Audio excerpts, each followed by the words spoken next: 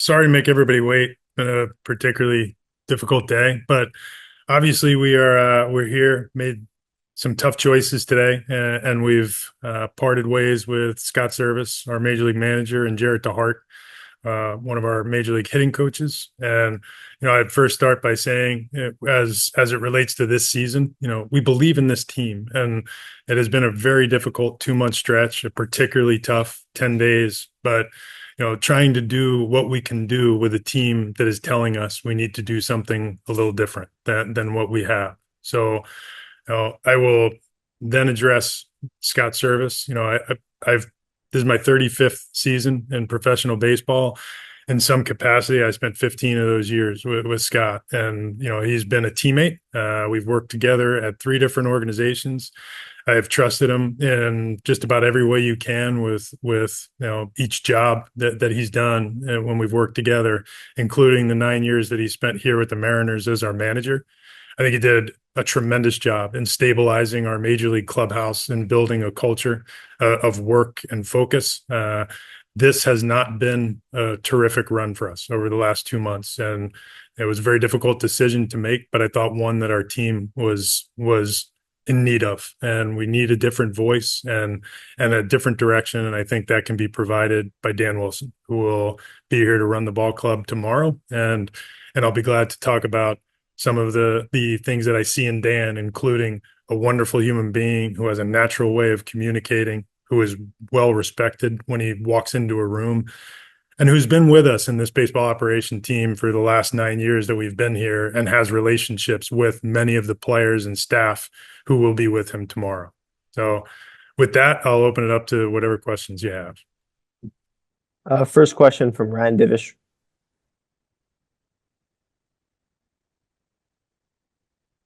Is Dan an interim manager, or is he the manager moving forward? He's the manager moving forward.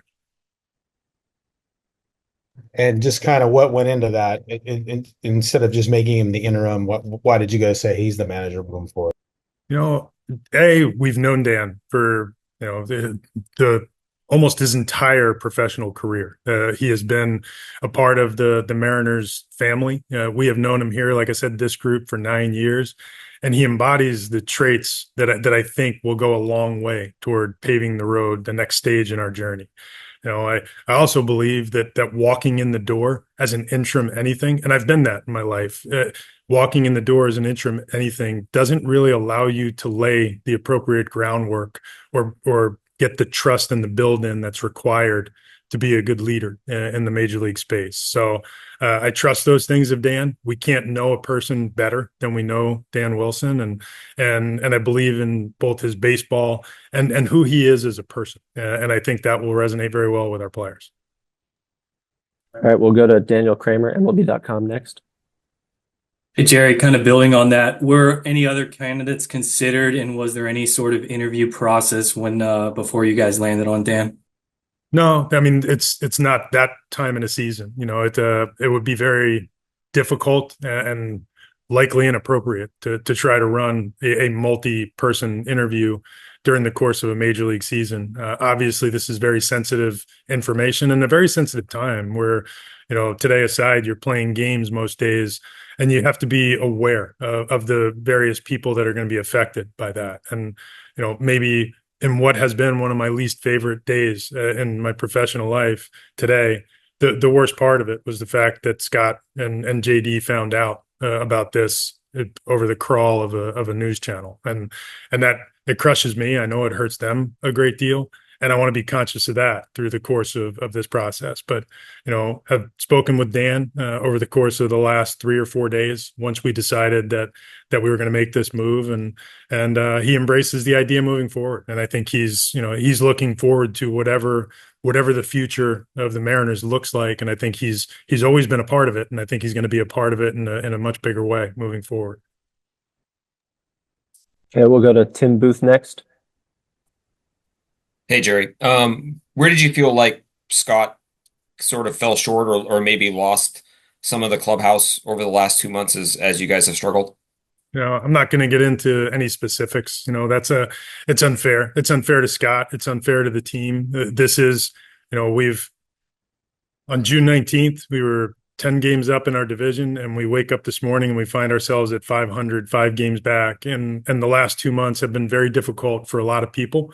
And, as I said, I think our team, the way our team has played recently, it's gone beyond just struggling to play offense. And I think to we need to get back to believing in who we are as players and who we are as an organization. And I don't want to put that type of pressure on Scott. I've said this publicly. Each of us has played our part in the struggles that we've had as a team this year. And our team is telling us we need to do something differently. And this is that. Okay, Nico with Como News. Jerry, thanks for the time. And you've mentioned the reasons why and everything. And what was it about right now? Maybe it's the off day. Maybe it was just this recent road trip. What was it about this specific timing today to make this decision? Well, again, you consider along the way, we've considered all the different options, whether it's moving forward, whether it's changing our messaging. And we've talked about a lot of those things internally and attempted to do some of those things internally. But, this was the end of a very difficult road trip, and, after 2 months of playing poorly, and it did land on an off day. I do think that there is it's more appropriate and dignified to be able to sit down live and meet at home rather than in a foreign place and leave people high and dry. So again, not particularly thrilled with how the news leaked out this morning, but truly understand that trying to treat people the way people should be treated, and it's much easier in your home environment. Okay, we'll go to Shannon Dreher, Seattle Sports. Jerry, you've gone from 3 to 2 to 1 hitting coach apparently right now. I guess Tommy is still with you. You talk about wanting the players to believe in what they are as hitter and who they are. How do you go about that? What is the group right now, and what should it be right now for these hitters? Well, Tommy will move forward with us. Tomorrow we will have Dan will address the other changes that will be made in additions to the staff. And, I think it's more appropriate that he talk through what he'd like to do moving forward there. Okay, we'll go to Mike Farrell, Seattle Times. Yeah, Jerry, I'm wondering, you mentioned talking to Dan over the last couple of days, but in terms of dismissing Scott, how long has that been an active consideration for you? Again, I don't think that's a very fair thing to discuss for the future of the Mariners or for the past for Scott Servais. It's not fair at all. As Scott had a wonderful run while we were here together over these years, and he took us to a postseason in 2022. I don't want to make this about the things that haven't happened, but these have been a very difficult couple of months, and I think we have a team that needs change. And as I said, this is that.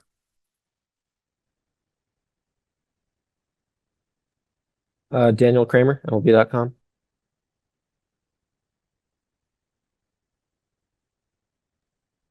Daniel, I think your mic is muted. Jerry, just kind of within the context of roster construction and, the part where you've had some experience with problems in that regard, specifically related to offense, why and how do you feel that your front office and this group can ultimately fix these issues long-term and lead the organization where it wants to go? Well, clearly we need a change in the way we're looking at offense, the way we message offense, and our hitters have struggled this year. I have said this prior to this year, while we may not be a perfect offensive club, and I'm not sure that one exists, relative to our ballpark and with the adjusted figures, we've had a league average to better offense for most of the years that we've been here together. And that includes, the entirety of Scott's tenure and includes last year and the year before. But this year it's been very different. And I wish I could tell you why. I don't know all of the answers, but I do know we're asking questions, and hopefully we're asking the right questions, and we'll get to the right answer in time. If we had a magic potion, we would have sprinkled it some time back. We don't. And the best we can do is sit with our players and try to meet them where they are, and try to use the next 5 or 6 weeks to build a more productive foundation with a different language than we've been using with our hitting programs. Next question, Curtis Crabtree.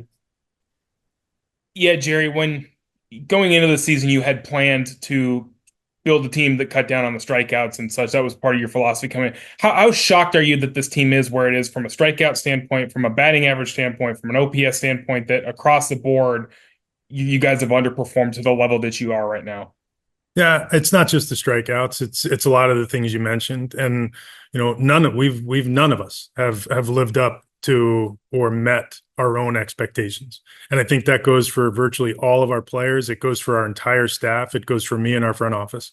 We've we've fallen short in many ways. It's why we're sitting here today. We have not met our own expectations, not the expectations that come from prognosticators or fan base, our own. And I think that's when you really take a hard look in the mirror, and we are.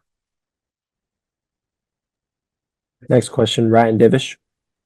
Jerry, I think I remember I wrote a story about how you took a picture of Scott handing his first lineup card out in spring training.